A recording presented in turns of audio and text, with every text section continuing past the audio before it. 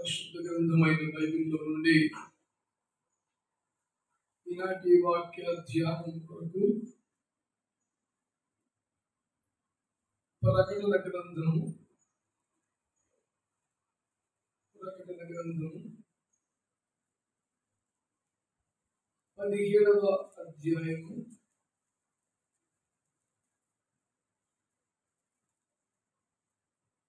17వ అధ్యాయము 14వ వచనం.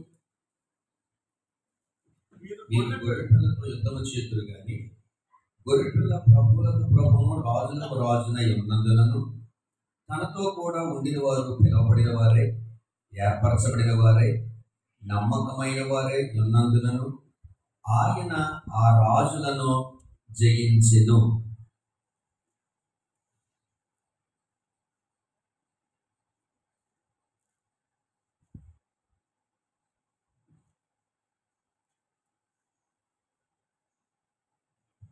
ప్రభునందు పిల్లగా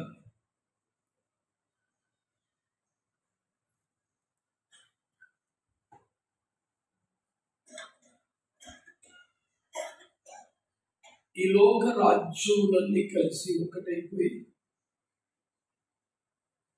ఈ లోకమును ఏలుబడి చేస్తున్న మహారాజులందరూ ఒకటైపోయి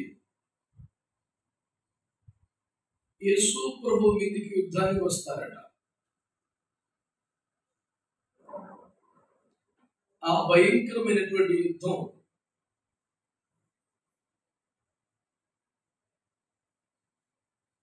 ఈ కాలాంతమున జరగబోతోంది.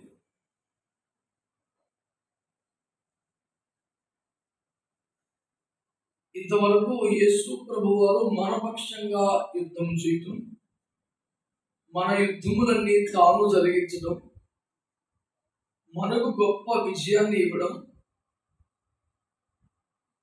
ఇదంతా మనకు తెలిసిన ముచ్చట.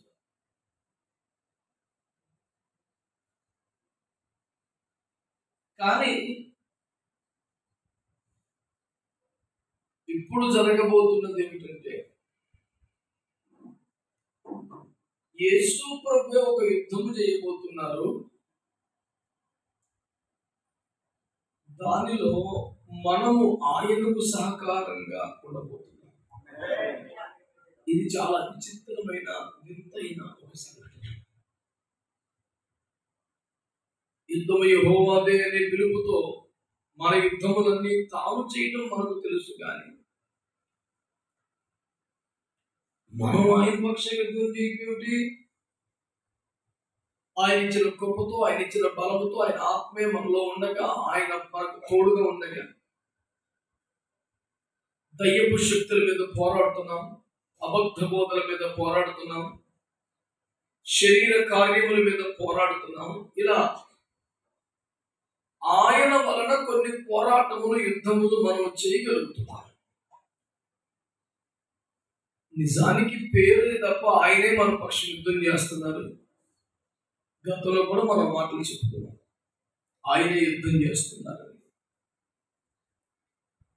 ఊరికే మనల్ని నిలబడుతున్నారు కానీ అసలు పోరాడేదంతా ఆయనే అని మనం చెప్తున్నాం. సో ఇప్పటిదాకా మనము కలిగిన అనుభవాలను చూస్తే మన యుద్ధములు తాను చేయటం, మన పక్షంగా తాను పోరాడటం, ఆ విజయాన్ని మన ఖాతాలో వేయటం, ఇలా ప్రభు చేస్తూ వచ్చాడు. కానీ ఇప్పుడు చాలా విచిత్రమైన వింతైన అనుభవాన్ని చూస్తున్నాం. ఏంటి అంటే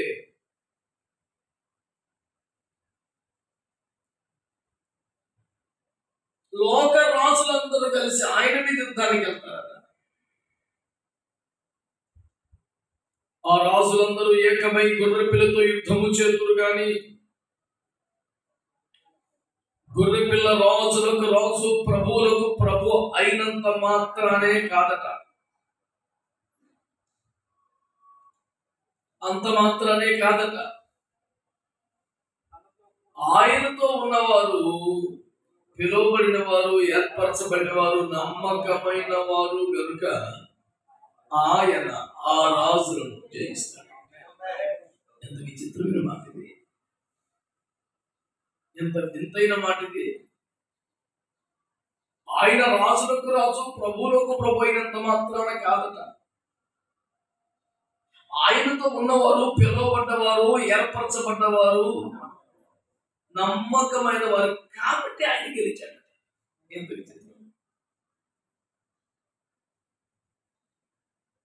ఇంతవరకు మనకు తెలిసింది ఏమిటి? మనము శక్తివంతులు, మనం బలవంతులు, మనం సమర్థులం కాబట్టి కాదు, ఆయన మన పక్ష యుద్ధము చేసినందుకు మనం గెలిచాం.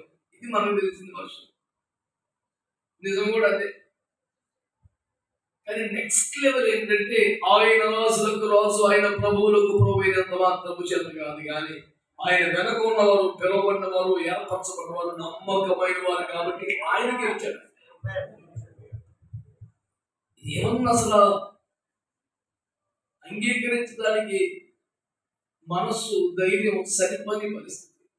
నా దేవుడు, నా ప్రభు యొక్క జయమునకు నేను కారణమా? అడగటం లేదా మాట. నమ్మబుద్ధి కావట్లేదు. తప్పు రాశాడేమో అనిపిస్తుంది. ఏదో పోని ప్రేమను బట్టి అలా కన్నాడు, కానీ నాకు అంత స్థాయి లేదనిపిస్తుంది.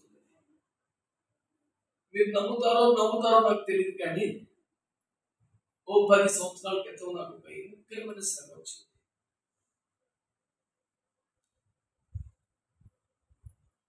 లేనిపోని లీలాపనిందులు నా మీద వేశారు.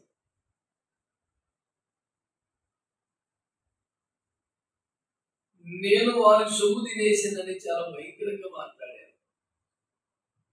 నాకు ఎంత నష్టం చేయాలో అంత నష్టం చేశాను. ఎవరెవరి చేతనో నా మీద పరుషంగా మాట్లాడించారు.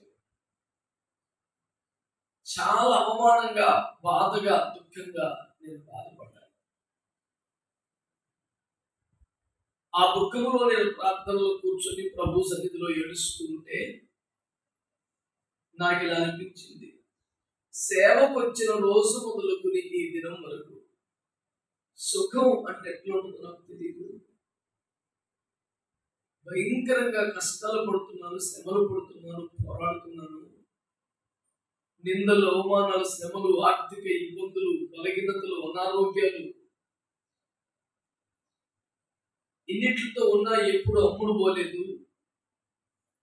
ఎక్కడ డబ్బు అడగలేదు, తిండి అడగలేదు, చేయి చాపలేదు.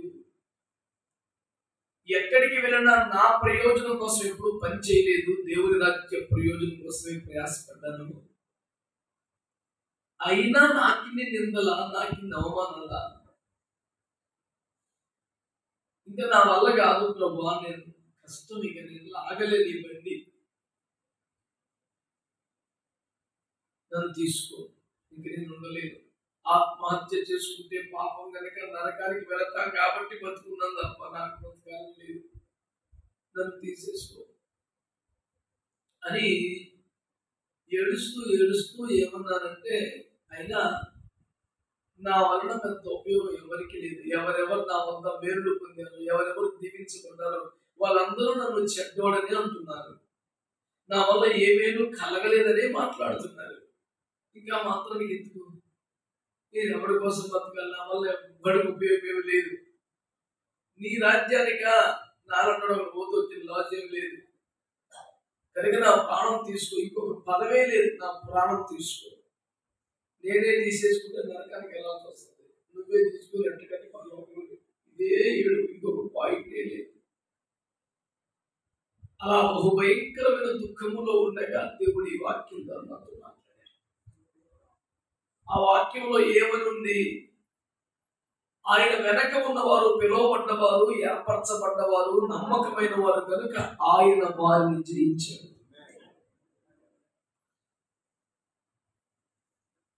నా వెనక ఉండేవారు పిలుపులో ఉన్నట్లయితే, ఏర్పాటులో ఉన్నట్లయితే, నమ్మకమైన వారైతే నా గెలుపులో ఉపయోగపడతారు.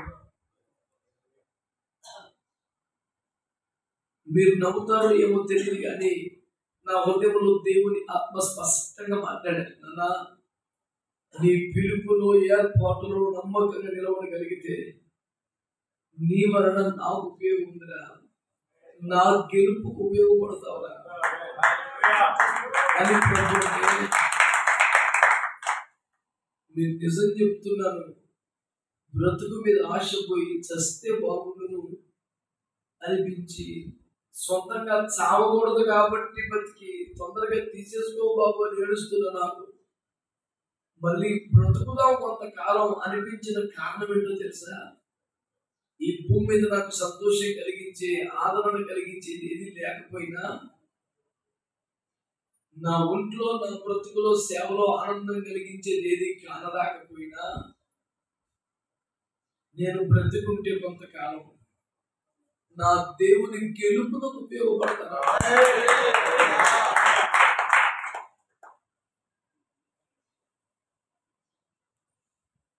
ఊరందరూ ఓట్లు వేసేసారు, నాకు చేతగాక పోలింగ్ బూత్ వరకు వెళ్ళి ఓటేసేంత ఓపిక లేక మంచాన పడి ఉన్నాను. సమఉజ్జీలుగా ఉన్నట్టుగా ఉంది నా పరిస్థితి. నువ్వు రారా ప్లీజ్ గుర్తుకెళ్ళి నేనే ఓయిస్తానని ఎమ్మెల్యేగా వచ్చిన పక్క నిలబడి బతినాడు తెలగొంటుంది. నా కార్లో తీసుకెళ్తాను దగ్గరుండి ఒక్కసారి నొక్కేసి వచ్చింది. ఆ ఒక్క ఓటు వల్లే నేను గెలుపుతాను, లేదా కొబ్బరి టెన్షన్ ఉందా అని బతి వెళ్తే ఆయన వచ్చి పక్క నుంచి బతి వాళ్ళందుకైనా వెళ్ళాలని పెడతారు కదా, చాలా గౌరవంగా ఫీల్ అవుతాం కదా. అందుకంటే 1,00,000 రెట్లు ఎక్కువ ఫీల్ అయ్యాను. ప్రపంచంలో తన భక్తులందరినీ గెలిపించున్న దేవుడు, సైన్యములకు అధిపతిగా యెహోవా, అందరి యుద్ధములు తన మేనేసుకొని చేసే దేవుడు. నా బ్రతుకులో కూడా నేను ఎన్నోసార్లు ఓడిపోయాను, అయిపోయాను కదా, ప్రతిసారి నన్ను గెలిపించిన దేవుడు. మొదటిసారి మాట్లాడుతున్నాడు, రే నువ్వు పిలుపులో ఏర్పాట్లో నమ్మకంగా నిలబడితే నా గెలుపుకు ఉపయోగపడతావా? ఒక్కసారిగా నిలువు మొక్కల మీదకి వచ్చి రెండు చేతులెత్తి, ప్రభా ఇది నిజంగా నిజమైతే ఈ పాయింట్ మీద పంపుతాను. నేను నీవిచ్చిన పిలుపులో నీ ఏర్పాటులో నమ్మకంగా నిలబడితే, నాకు ఎంతవరకు ఈ 25 ఏళ్ల సేవలో భూమి మీద నా వల్ల ఎప్పటికి ఉపయోగం లేదనిపించింది. నీకే ఉపయోగపడతానంటే అంతకన్నా బయటకే ఉంటుంది. ఇంకెన్ని బాధలైనా ఇంకెన్ని నిందలైనా పడతాను, ఓర్చుకుంటాను, నీకు ఉపయోగపడతానంటే ఆ ఒక్క మాట చాలా యథార్థంగా దేవుని సన్నిధిలో చెప్తున్నాను. మనం భూమి మీద బ్రతికి ఉండడానికి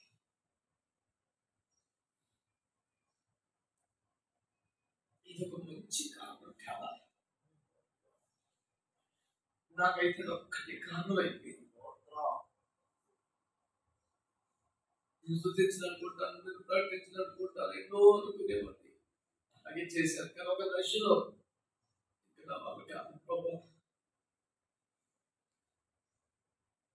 అంటే ఒక విధంగా అంత మహాదేవుడు బట్టి పురుగు నేను నన్ను పట్టుకుని బతకరా అని అడిగినట్టు ఈ బతుకి గౌరవం చాలు. వీళ్ళు చేసిన అవమానాలకి, వీళ్ళు చేసిన నిందలకి, వీళ్ళు చేసిన బాధలకి మించిపోయిన ఆదరణ కలిగించాడు. నేను బ్రతకటానికి ఒక్క కారణం చాలు. గత 4 రోజులుగా నా కాళ్ళలో చిన్న చిన్న సమస్యలు షుగర్ వల్ల ఏర్పడి, డాక్టర్లు చాలా కఠినంగా నువ్వు తిరగద్దు, రెస్ట్ తీసుకోమని చెప్తున్నారు. అయినా 6 నెలల క్రితమే డేట్లు ఇచ్చేస్తున్నాము. లక్షలు ఖర్చు పెట్టుకుంటారు, వేల మంది ప్రజలు వస్తున్నారు. మన మీటింగ్ లో డ్యాన్స్ ఉండదు, వాగ్దానాలు హోరు ఉండదు, స్వస్థతల ఆకర్షణ ఉండదు, తైలాభిషేకం ఉండదు, కేవలం వాక్యం. ఇన్ని వేల మంది ప్రజల, ఇన్ని లక్షల ఖర్చా, సంవత్సరం ముందు డేట్లు తీసుకోవటమా? ఇంత ప్రయాసపడితే నా కాలు కొంచెం బాగులేదు అని నేను ఎలా మానగలను? బాధపడతాను కదా. నేనేదో జనం కోసం ధనం కోసం పురుగులెడుతున్నట్లుగా కూడా ఒక ఆయన అన్నాడు, అంత కకృతి ఎందుకు, 4 రోజులు రెస్ట్ తీసుకోవచ్చు కదా. నా జీవితం, నా సమర్పణ, నా వైరాగ్యం ఎదిగిన వాడైతే మాట్లాడు. సరే, యేసు ప్రభువుని తేటగా మాట్లాడారు, అది పోల్చుకున్నాను. నిన్నటి దినం నుంచి అసలు ఎడమ కాలు నడవనివ్వట్లేదు. దాదాపు ఒక 4 రోజులుగా ఒక ఆనకాయ లాంటిది వచ్చింది పాదంలో. చాలా ఇబ్బంది పెడుతుంది. మందులు వాడుతూనే ఉన్నాం. 3-4 సార్లు వైద్యుల దగ్గరికి వెళ్ళాను. ఇక నిన్నటి నుంచి అసలు కదలట్లేదు. కాకినాడ ముగించుకుని డాక్టర్ దగ్గరికి వెళ్ళాను. చూసి దీన్ని కట్ చేయాలండి, కుదరదన్నాడు. అమ్మో, ఇప్పుడు నాకు ప్రార్థన ఉందయ్యా అంటే, ఏమన్నా చేసుకో, నాకు సంబంధం లేదని మొత్తెక్కించి కట్ చేశారు. కట్ చేసి ఓపెన్ చేసినప్పుడు అతనికి కూడా ఆ క్షణం వరకు తెలియదు. చూస్తే లోపల ఇంత మేకులని సంబంధం వెళ్ళిపోయింది. ఇది ఎప్పుడు దిగిందో ఇప్పటికే కాలు సెప్టిక్ అయిపోయి చాలా ప్రమాదం అయిపోవాలి. నిజంగా దేవుని కృప. దాన్ని తీసి గుర్తుపెట్టుకొని కానీ పొట్లు కట్టించాడు, బ్యాగ్లో పెట్టాడు. అసలు ఆనకాయలాంటిది కట్ చేశాడు, మేక్ తీశాడు. కనీసం ఒక రోజు హాస్పిటల్లో ఉండాలి. అంటే ఒక రోజు కాదు, ఒక నిమిషం కూడా ఉండే టైం లేదు. ఇప్పటికే సేవకులకి ప్రార్థన చేస్తూ ఉంటారని. తీరా వస్తే మెట్ల ప్రాణం చచ్చిపోయింది.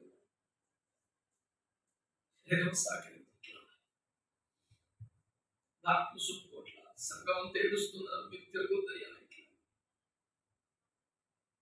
కానీ ఏనాడు ఓ మాట ఇచ్చున్నాను. ఈరోజు రాత్రి నర్సీపట్నం నుంచి ఇంకా చాలా లోపలికి వెళ్ళాలి. గురుగొండ అక్కడ సభ ఉంది. గత సంవత్సరం ఇచ్చారు, లాస్ట్ ఇయర్ సెప్టెంబర్లో ఇచ్చారు. పగలు రాత్రి కూడా ఇచ్చారు. ఇక అంత దూరం పోలేక పగలే కొట్టుకొని రాత్రి వస్తాను అయ్యా అని చెప్పారు. రాత్రి కలిదిండి మండలం అక్కడ పెద్దలంకలో మాట్లాడి రాత్రి ప్రయాణం చేసి 1 గంటకల్లా కాకినాడ చేరారు. మరి పొద్దున్నే 7 గంటకల్లా ఏటులకు వచ్చారు. కొందరు వారికి జనం పిచ్చి, జనం కనపడిపోతున్నాను మనసు నిద్రకి. కొంతమందికి గౌరవం కోసం, ఘనత కోసం తిరుగుతున్నాడు అంటారు. నా పాప తెలిసినోడు ఎవరు డబ్బుల కోసం ఉంది కాబట్టి తన గొడవలు ఇవ్వదు కోసం.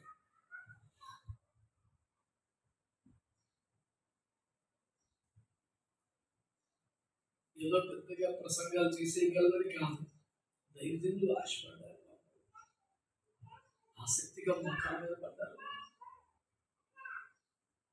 ఈ పరిస్థితి ఇలా వచ్చాక నేను ఇప్పుడు మీలాగే కూర్చున్నాను కదా. ఈ మధ్య కుదరటం లేదు, కాళ్ళు సహకరించుకోలేదు. నేను ఇదంతా ఎందుకు చెప్తాను తెలుసా? జీవితం మీద వెలికి తెచ్చేసినట్టు తన జీవితం వద్దనుకున్నవాడిని చనిపోతే మంచిది అనిపించుకోండి. ఒక మాట, ఒక వాక్యం నన్ను బ్రతికించింది. ఆ వాక్యం ఏంటి తెలుసా? నేను నమ్మకంగా కానీ బతికితే ఆ దేవుని గెలుపుగా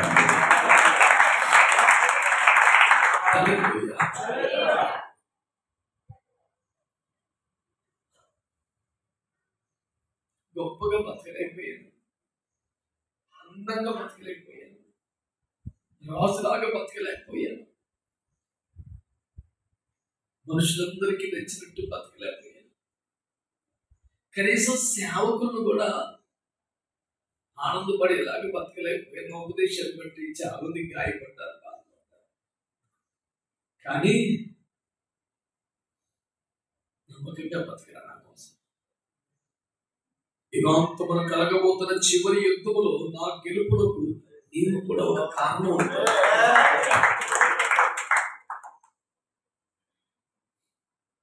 సన్నటి పురుగు కోసం అలాంటి కొన్ని వందల పురుకోసలు కలిపి తాడు పెట్టి ఇంతలో తాడు, అంతలో తాడయ్యాక పెద్ద పెద్ద షిప్పుల్ని లాగడానికి పనికొస్తుంది. అంతలావు తాడు ఎలా తయారైంది, అందులో చిన్న పురుకోసలు ఉన్నాయి. నేనే అంత తాడు అవ్వకపోవచ్చు కానీ ఆ తాడు అవ్వడానికి పనికొచ్చే పురుకోసం అవుతానుగా. నాలంటంతో కొంతమందితో కలిస్తే అయ్యే దర్శనం అదే. ఒంటరిగా ఒక్కరూ ప్రార్థన చేస్తే బలం సరిపోవట్లేదనిగా. ఎవరి సంఘాలు చూసుకుంటూ, ఎవరి సేవలు చేసుకుంటూ, ఎవరి మినిస్ట్రీలు చూసుకుంటూ, ఎవరి పరిచర్యలు చేసుకుంటూ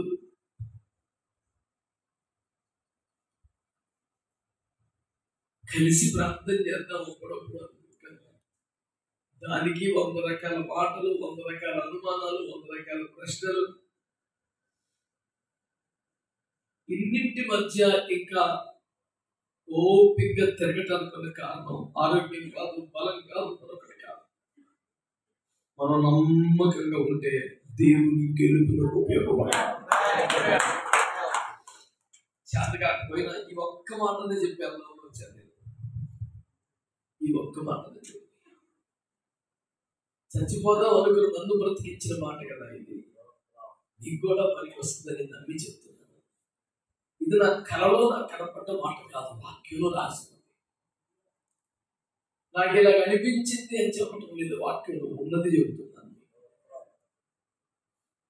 వాక్యం నీకు నాకు అందరికీ సమానమే కదా. ఆయనతో ఉన్నవారు అన్న మాటకి నువ్వు మొదట సిద్ధయ్యవా? నువ్వు ఆయనతో ఉంటున్నావా? రాజకీయ నాయకులతో ఉంటున్నావా? నువ్వు ఆయనతో ఉంటున్నావా? వ్యాపారవేత్తలతో ఉంటున్నావా? నువ్వు ఆయనతో ఉంటున్నావా? కాస్త ఉపయోగపడతారని ఆశతో కాస్త డబ్బున్న వాళ్ళతో ఉంటున్నావా? అసలు మొదట నీ సాక్ష్యం ఆయనతో ఉన్నవాడివేనా? బిడ్డలారా, మీరు కూడా ప్రభు సేవకు పిలువబడ్డ వారైతే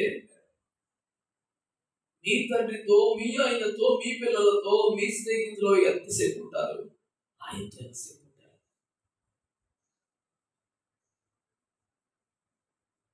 ఒక పాస్టర్ యొక్క భార్య కాబట్టి పాస్టర్ అమ్మగా ఆ స్థానం హోదా పొందటమేనా?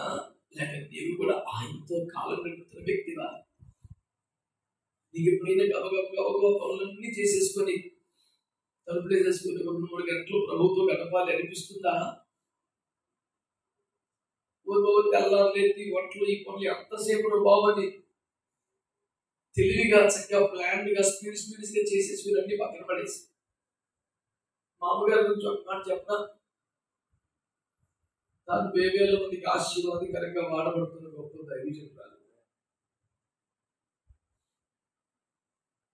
మా చిన్నప్పటి నుంచి ఈ రోజు దాకా మా మమ్మీని చూస్తున్నాను. 9 గంటలకల్లా స్కూల్లో ఉండాలి కాబట్టి 8-8:30 కల్లా మేము క్యారేజీలు పెట్టేసి, అంటే అప్పుడు వంట అయిపోతానే కదా. టేబుల్ మీద అన్ని సర్దేసి మాకేమో క్యారేజీలు పెట్టేసి స్నానం చేసేసి 9:30 లోపు మోకరిస్తే మేము సాయంకాలం స్కూల్ నుంచి వచ్చి 3:30-4 వరకు ఆ గదిలో 7 పడుతూ ఉండేది. స్కూల్ నుంచి మధ్యలో ఎప్పుడు వచ్చినా సాయంత్రం 4:30 ఎవడో చచ్చిపోతే కూడా గోడు అని ఏడుతున్నాడు.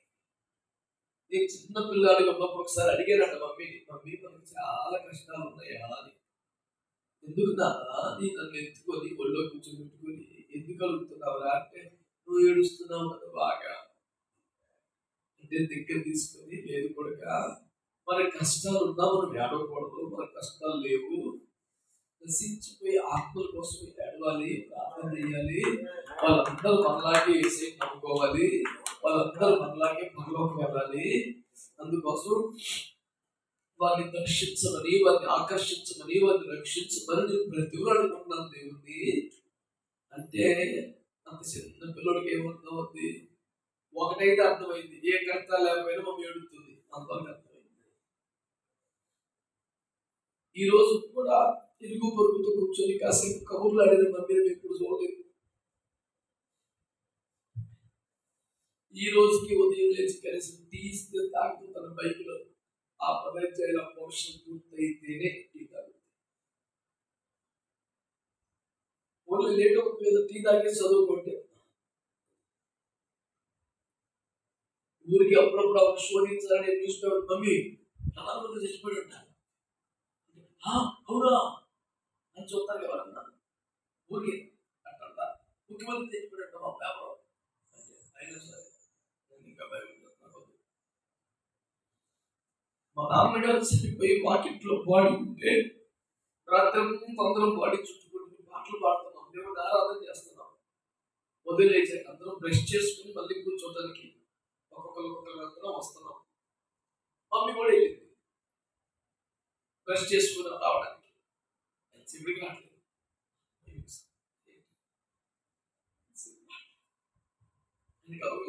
బెడ్రూమ్లోకి పరిగెత్తి ముఖం కడుక్కొని కూర్చొని బయట వాకిట్లో తన భర్త శవం 10కి పూస్తాను స్టార్ట్ అయింది. అర్థంతో కూర్చొని పాటలు పాడాము. లోపల గదిలో కూర్చొని బైబిల్ చదువుతున్నాకేమన్నా విచిత్రంగా చూస్తే బయట 4 సగం పెట్టుకుని లోపల కూర్చున్న వీటి అంటానేమో అనుకుని అయిపోతున్నాను కొంచెం చదువుకోవచ్చు అని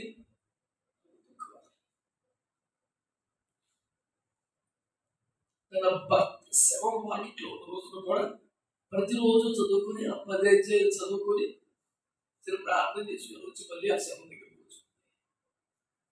వాళ్ళు ఎంత అన్యోన్య దంపతులు మాకు తెలియదా, మా డాడీని ఎంత ప్రాణంగా చూసుకుంటా మాకు తెలియదా. అంతకంటే ప్రాణం దేవుడు, అంతకంటే ప్రాణం దేవుడు.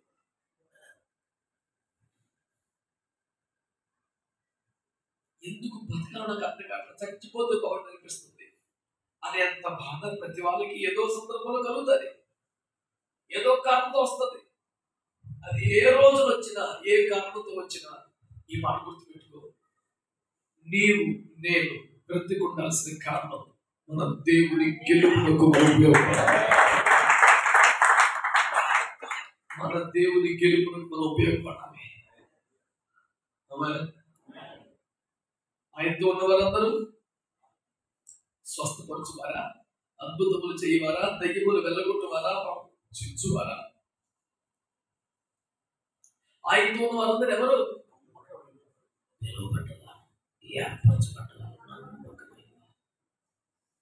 ఎంతసేపు అద్భుతాల మీదే స్వస్థతల మీదే మనస్సు ఉంటుంది. విశ్వాసులు కలిగి ఉంటుంది, సేవకులు. నేను నా పిలుపులో ఉండాలి, నేను ఏర్పాట్లో ఉండాలి, నేను నమ్మకం ఉండాలి, ఈ తాపత్రయం లేదు. నేను ఇంకా బాగా వాడబడాలి, ఇంకా ప్రసిద్ధి కాల్చాలి, ఇంకా జనాలకి తెలియాలి.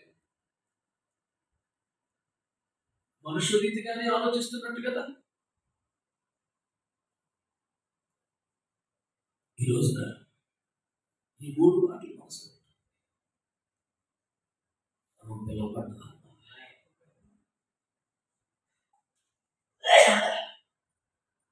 మనం ఏర్పాట్లోకి రావాలి.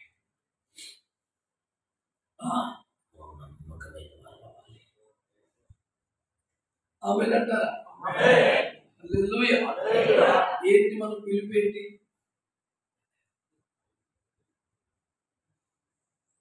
ఎక్కువ చెప్పదు కానీ ఒక మాట. మొదటి తెస్సలోనికీ పత్రిక 4వ అధ్యాయం మొదట 3వ వచనం 4వ వచనం చదివి 7వ వచనం చదవండి.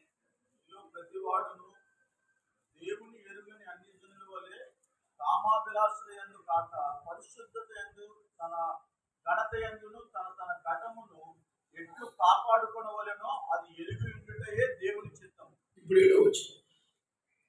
పరిశుద్ధులగుటకే దేవుడు మనల్ని పిలిచెను గాని అపవిత్రులుగా ఉండుటకు పిలువలేదు.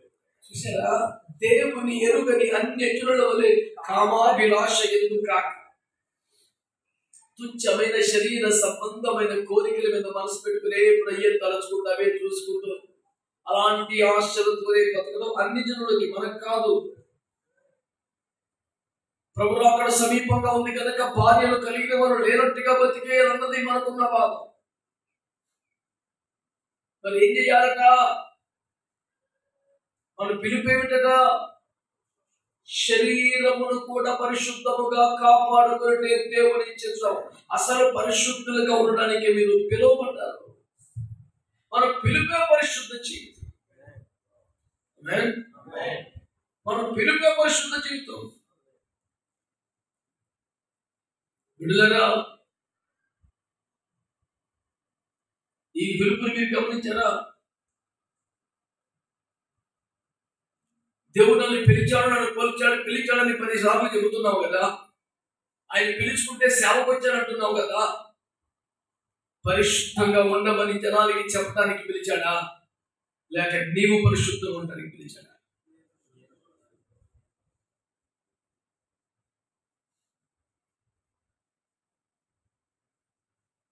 ఈ మాటను సీరియస్ గా తీసుకుందామా లేదా? మనం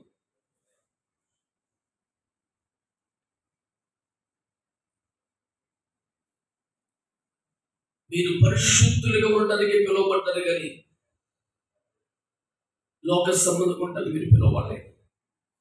ఇప్పుడు ఆయనతో ఉన్నవారు వారి పిలుపులో ఉన్నారట, వారి ఏర్పాట్లో ఉన్నారట, నమ్మకంగా ఉన్నారట. ఏంటి మన పిలుపు?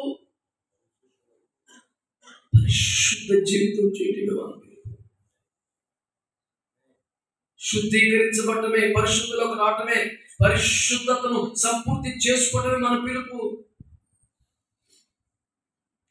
2 కొరింథీ పత్రిక 7:1 ఇట్టి వాగ్దానములు మనకున్నవి కనుక దేవుని భయము కలిగి పరిశుద్ధతను సంపూర్తి చేసుకుందాము. అసలు పరిశుద్ధత మొదలైందా? మరి ఎప్పుడు సంపూర్తి అవుతుంది? సార్థీసులో ఉన్న సంఘ కాపరికి దేవుడు మాట్లాడుతూ, నీ క్రియలు నా దేవునికి సంపూర్ణమైనవిగా కనబడలేదు కనుక నేను మృతుడివే. క్రియలు లేకపోతే మృతుడే, క్రియలు సంపూర్ణం కాకపోతే కూడా మృతుడే.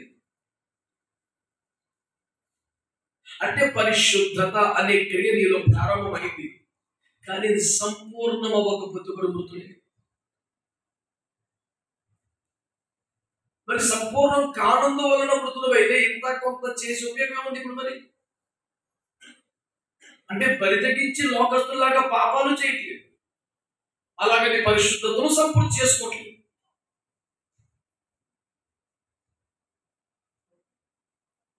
ఇంకేంత ఉపయోగం మరి?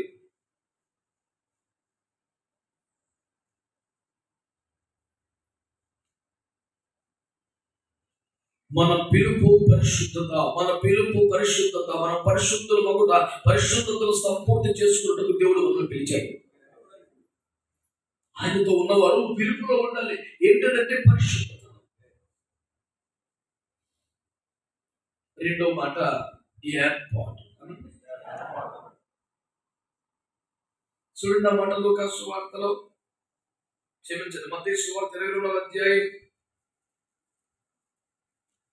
మత్తయి సువార్త 22వ అధ్యాయం 3వ వచనం.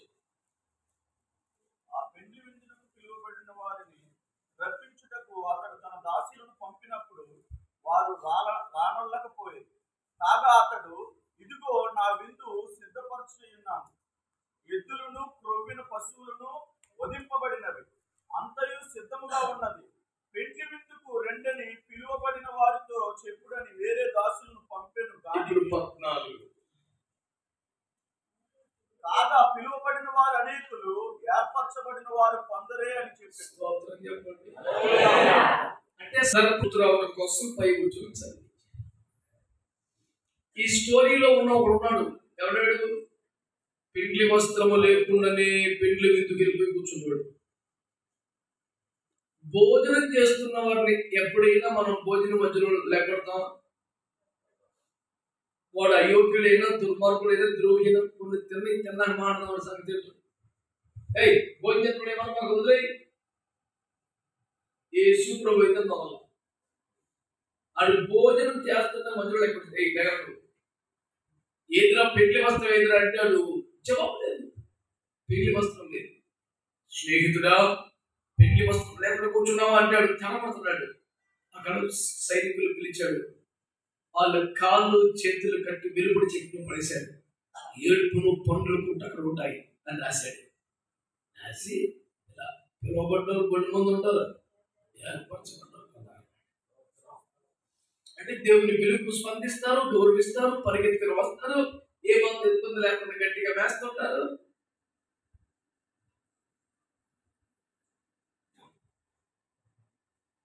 వెలుపుటి చీకట్లో విసిరివేశాడు. నేనేమంటున్నానంటే మారు మనసు పొందడానికి, బాప్తిస్మం పొందడానికి, ప్రభు శరీరములో రక్తములో పాలు పొందడానికి పరిగెత్తుకొస్తున్నావే, ఆ పిలుపు అందరికి ప్రయాసపడి సమస్త జనులకు పిలుపు ఉంది. భూతి గతి నివాసులకు పిలుపు ఉంది. తూర్పు దిక్కు మొదలుకొని పరపడితే అందరికి పిలుపు ఉంది. దప్పి కొనిన వారందరికీ పిలుపు ఉంది. దేవునితో వివాదం ఉన్న వాళ్ళందరికీ పిలుపు ఉంది. పిలువబడ్డ వారందరూ పిలిచారు కదా అని చెప్పేసి చట్టబులుగా తినకుండా పింగ్లి వస్త్రం సంపాదించుకుని, ఏంటది పింగ్లి వస్త్రం ఏమిటి? 19:8 ధరించుకున్నకు ప్రకాశములను నిర్మలములైన వస్త్రములను కేవలం ఇవి పరిశుద్ధుల నీతి క్రియలు. బైబిల్ గ్రంథంలో అబ్రహాము మొదలుకొని అపోస్తుల దాకా పరిశుద్ధులందరి నీతి క్రియలే పెండ్లి వస్త్రముగా ధరించుకున్నవాడు ఏమన్నట్టు? ఏర్పాటులోకి వచ్చిన నిర్మాణం పొందారండి, బాప్తిస్మం పొందారండి, బలలో పాలు పొందారండి. వాడు పిలుపులో వచ్చాడు కానీ ఎక్కడ వెళ్ళాలా? పిలవబడ్డ అనేకులు, ప్రభు దగ్గరికి వచ్చిన వాళ్ళు, బలపడు పొందిన వాళ్ళు, బాప్తిస్మం పొందిన వాళ్ళు, బలలో పాలు పొందిన అనేకులు. కానీ పెండ్లి వస్త్రమును సంపాదించుకుని యోగ్యంగా వచ్చిన వారు పొందలే. ఇప్పుడు ఆయన వెనకాల ఉన్న వాళ్ళు ఎవరై ఉండాలి? ఒకటి ఆయనతో ఉన్నవారై ఉండాలి, 2 పిలుపులో ఉన్నవారై ఉండాలి, 3 ఏర్పాట్లో కావాలి. పెండ్లి వస్త్రాన్ని పరిశుద్ధుల నీతి క్రియలోనే పెండ్లి వస్త్రాన్ని సంపాదించుకోవాలి. అప్పుడు 4వ మాట ఏంటంటే నమ్మకం. నమ్మకం అనండి. 2 అర్థాలు చెప్తాను దానికి. మోషే నా ఇల్లంతట్లో నమ్మకమైన వాడు. భూమి మీద నరులందరిలో సాత్వికుడు అన్నాడు, నా ఇల్లంతట్లో. ఇప్పుడు మోషే యొక్క నమ్మకత్వం ఏంటి?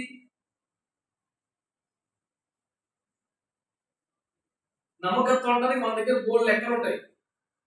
దొంగతనం చేయలేదు, ఇంట్లో ఎప్పుడు అపవిత్రంగా అమర్యాద ప్రవర్తించలేదు, ఆ టేబుల్ మీద బయట డబ్బులు పెట్టేది ఎప్పుడు తీయలేదండి. ఇలాంటి బోర్డు ఉంటాయి నమ్మకత్వం అంటానికి. మనకి యేసు లెక్కలే కాదు. నా ప్రజల్ని విడిపించుటకును, వాగ్దాన దేశం నడిపించుటకును నా పక్షముగా నిన్ను పంపేదను రమ్ము అంటే వచ్చాడు. వాళ్ళు ఒక్కరోజు వందనాలు చెప్పకపోయినా, ఒక్కరోజు మోషేని గౌరవించకపోయినా, ఏకీపించకపోయినా 40 ఏళ్ళు వాళ్ళతో నానా సభలు తెచ్చి వాళ్ళు నడిపిస్తానే ఉన్నాడు. ఎందుకంటే నమ్మకస్తున్నారు బాబు. ఆయన వచ్చినంత తిరస్కారం, తృణీకారం, వ్యతిరేకత, గొడవ ఇంకెవడకుండా తొక్క నుంచోడు. నా వల్ల కదా ఎప్పుడో వెళ్ళిపోతుడు. కానీ నమ్మకస్తుడు మాట్లాడినప్పుడు దాన్ని వదిలిపోయాడు. నమ్మకమైన వాడు అంటారు. 2 కొండ మీద చూపించిన మాదిరి చొప్పున సమస్తమును చేయుటకు జాగ్రత్త పడమని గుడారం కట్టమంటే ఒక్క దారపు పోగు కూడా సొంతంగా కట్టలేదు. చిన్న చెక్క మొక్క సొంత పెత్తనం పెట్టలేదు. అమాయకుడు కాని మీద జ్ఞానం కలవాడు కదా, సకల విద్యలు అభ్యసించిన వాడు కదా. ప్రతి దారము చెక్క మొక్క కూడా నువ్వు చెప్పాలా ఏంటి? చూసుకుంటానని వదిలేయి. రైతులు చాలా మంది సేవలో కొత్త కొత్త పద్ధతులు, కొత్త కొత్త పథకాలు ప్రవేశపెడుతున్నారే. అవన్నీ దేవుడు చూపించిన కదా, దేవుడు చెప్పింది కదా. ఇలా చెప్తే జనం వస్తారని, ఇలా చెప్తే డబ్బులు వస్తాయని, ఇలా చెప్తే పేరు ప్రఖ్యాతులు వస్తాయని. కొండ మీద నీకు చూపించినట్టు కడుతున్నావా గుడారం? ప్రభు నీకు ఇచ్చిన దర్శనం మేరకే చేస్తున్నావా సేవ? సొంతంగా ఏమైనా కలుపుతున్నావా మనుషుల పద్ధతిలో? ఎన్ని బాధలు వచ్చినా అప్పగించిన పని చేస్తున్నాడు కాబట్టి నమ్మకస్తున్నాడు. ఎన్ని తెలివితేటలున్నా నేను చూపించేది చేస్తున్నాడు, సొంత పెత్తనం చేయట్లేదు కాబట్టి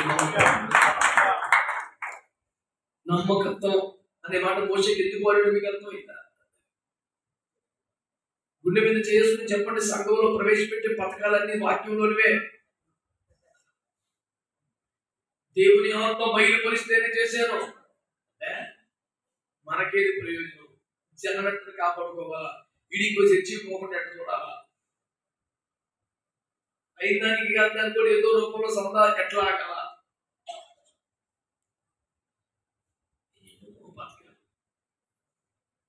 10,000 కొట్టేది 7,000 పుస్తకాలు ఇస్తారు,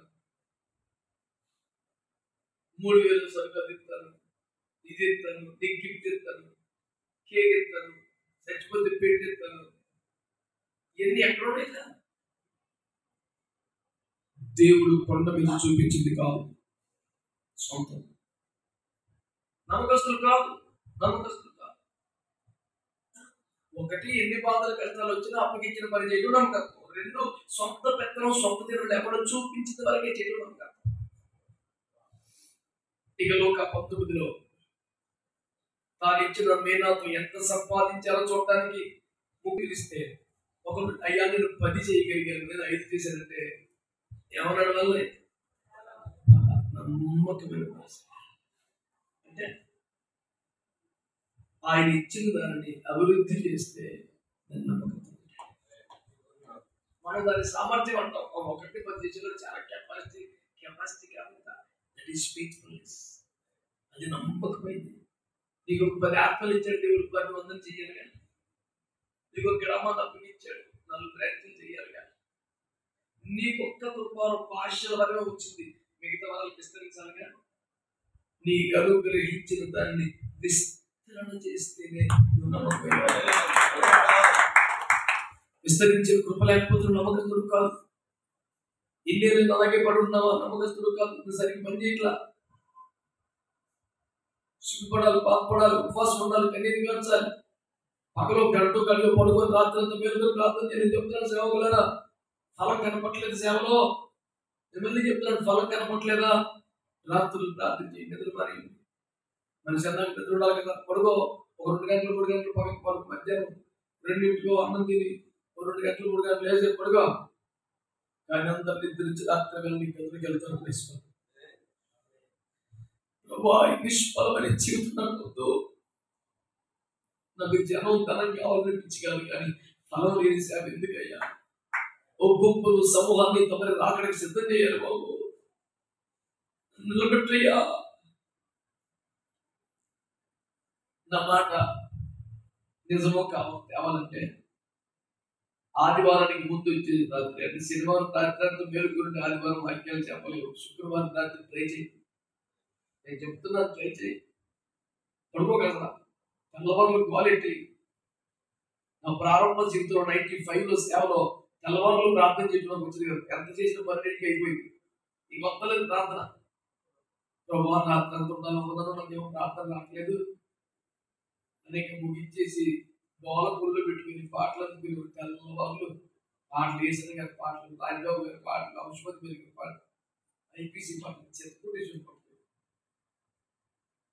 ఇలాగే రాత్రి క్రమంగా రాత్రి అంతా ప్రార్థన చేసి పాకం వచ్చింది పెట్టి ఎలాగైనా ముందు నిద్ర చేయించాలా. తెల్లవారులు ఇంకో మనిషి లేకుండా, ఫోన్ లేకుండా, టీవీ లేకుండా ప్రభుత్వం ఒంటరిగా గడపాలి. అది టార్గెట్. ఎవరో సంతకాలు మొదలైతే 12 గంటలు అయిపోయింది, పూట వ్యక్తి లేదు. అలాగని పడుకుని పోతే మళ్ళీ తేడా వచ్చేది, కమ్మ పడుకోకూడదు. మొదలు డోలకి వేసుకుని అందుకుంటే పాటలు ఏ తెల్లారిపోవాలంతే. ఇప్పటికీ అప్పుడప్పుడు మా సంఘం వాళ్ళకి అవుతుంది. ఆదివారం ఒక వారం మీరంటూ యూట్యూబ్ అలా ఇవాళ ప్రసంగం పెట్టలేదు ప్రసంగం చేయలేదు, పెట్టలేదు అన్న. 2 సర్వీస్ అన్న, ఫస్ట్ సర్వీస్ అనుకుంటారు. అసలు చెప్తే కదా వస్తాయి. మీరు నీకు ఆరాధన అనుకుంటే వెళ్ళిపోతుంది. 2 గంటలు 3 గంటలు వెళ్ళిపోతుంది. టైం అయిపోయింది. ఎందుకంటే నెక్స్ట్ ఇంకో చూడండి, వరుసగా 5 సంఘాలకు వెళ్ళాలా. పోనీ తిరిగి మొదలెడతా అవ్వదు. కానీ అందరూ ఈ ఆరాధనలోనే ఆత్మను పొందేవాళ్ళు పొందారు, బలం పొందేవాళ్ళు పొందారు, స్వత పొందేవాళ్ళు పొందారు. అదే ఈ ప్రశ్నలు జవాబులు వచ్చేది మొత్తం సెట్ అయిపోతాయి. ఎవరికి వాళ్ళ వాక్యం చెప్పాలని ఫీలింగ్ ఎవరు తృప్తిగా ఆనందంగా గంతులేసుకుని ఇది ప్రాక్టీస్ కాదు, తప్ప ఏమిస్తుంది. ఊపిరి తగ్గింది శరీరానికే కానీ ఆత్మకు కాదు కదా. ఈ షుగర్లు, రోగాలు, పుళ్ళు, గాయాలు శరీరానికి ఆత్మకు కాదు కదా. 6 గంటకే ఉన్నాడు రక్తం ఏం చేయాలి. సమస్య లేదు, దేవునికి స్తోత్రం. క్వశ్చన్ లేదు. ఫాస్టింగ్ లో 210, 250, 230, 270 అలా ఉంటుంది షుగర్. ఇవి తినకపోతే 2 ఇడ్లు తిని 4 వెళ్ళిపోతుంది. అయినా సరే ఈ రోజు కూడా నాకు ఆన్లైన్ చేస్తారా, చివరికి వచ్చి కొంచెం పెట్టి చెప్పిన గొడవ ఇచ్చి కాలే అన్న కొంచెం అన్న టిఫిన్ చేద్దాం. మా సంఘంలో వేరే చూసి మీకు నిజంగా సుఖం ఉందా అన్నాడు. టిఫిన్ తిని పందాలు పంచుకుని చూద్దాం ఇది అంటే ఎప్పుడు ప్రార్థన మధ్యలో లేదు, బయటికి వెళ్ళినట్టు కానీ ఈ కాలు అటు పడితేసి ఆ కాలు ఇటు పడితేసినట్టు కానీ ఆ ముఖానికి వచ్చిపోతుంది. టిఫిన్ చేయాలి అన్నాను. నాతో పాటు సేవ కొడతారు, ఎక్కడ కావాలి ఎక్కడే ఉంటుంది. ఇవేమో కొంచెం పార్టీ బాగుంటుంది. దైవం నేను పడుకున్నట్టుగా నటిందని పడుకోగలను. 20 మంది ఎదుగుతున్నారు.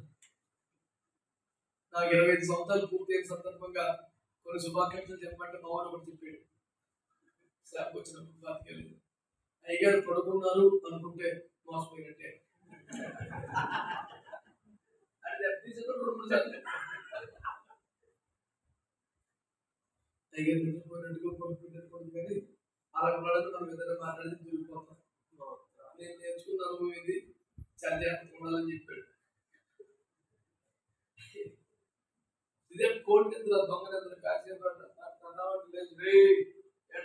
అయ్యో అంటే నేను ఏమన్నా